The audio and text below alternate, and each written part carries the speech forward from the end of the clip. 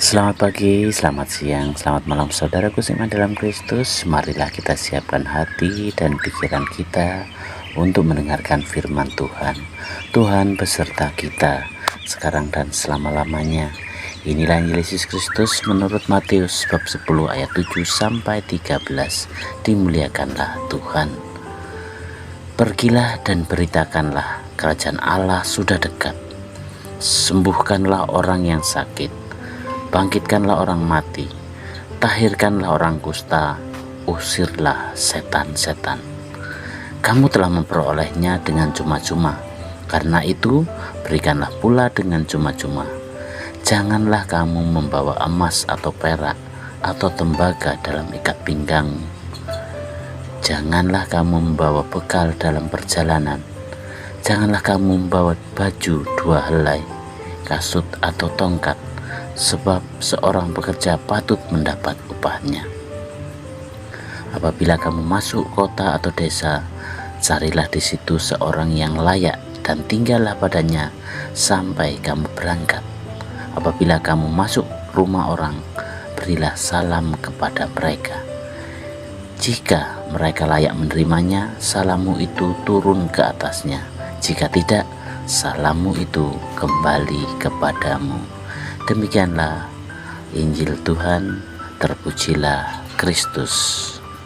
Selamat pagi para saudaraku seiman dalam Kristus. Tema renungan kita hari ini adalah menjadi pembawa damai dan kebaikan. Saudaraku seiman dalam Kristus, pernahkah kita menerima kunjungan seseorang yang datang dengan senyum, kata-kata yang menyejukkan, dan dengan sikap yang ramah? Kehadirannya membuat hati kita merasa nyaman dan damai.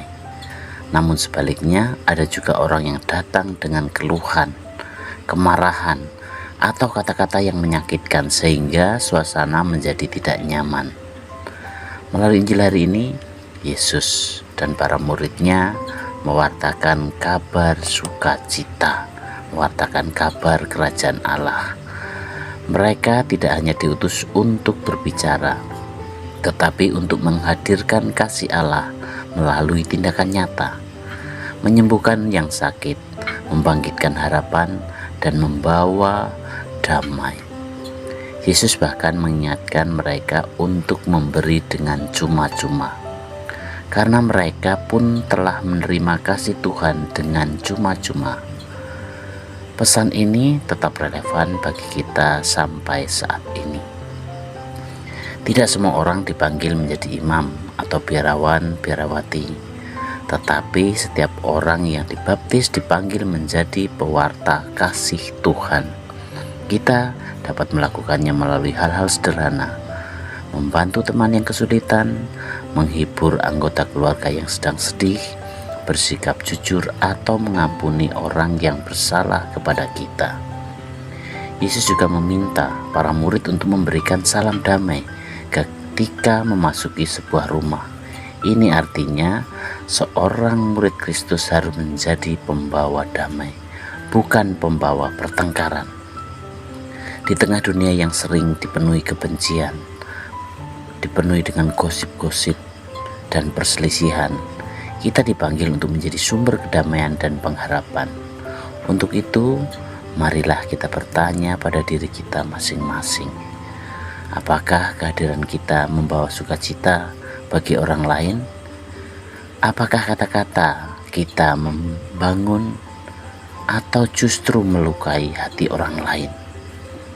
Apakah kita sudah menjadi tanda kasih Tuhan bagi sesama?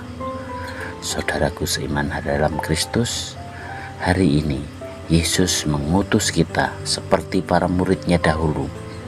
Mungkin bukan ke tempat yang jauh, tetapi di dalam keluarga kita, sekolah kita, lingkungan kerja kita, dan masyarakat tempat kita hidup.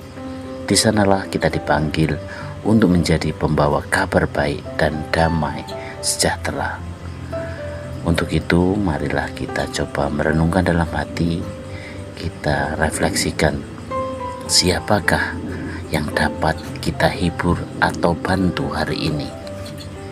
Apakah kita sudah menggunakan kata-kata yang membawa damai bagi sesama?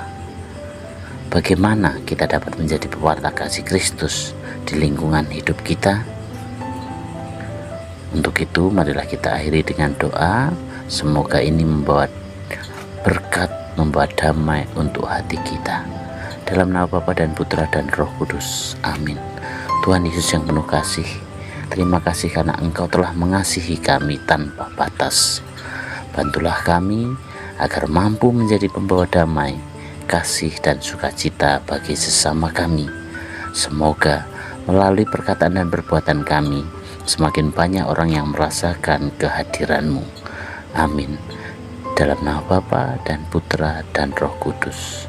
Ingat saudaraku seiman dalam Kristus, jadilah pembawa damai, karena melalui damai, kasih Allah dapat dirasakan oleh banyak orang.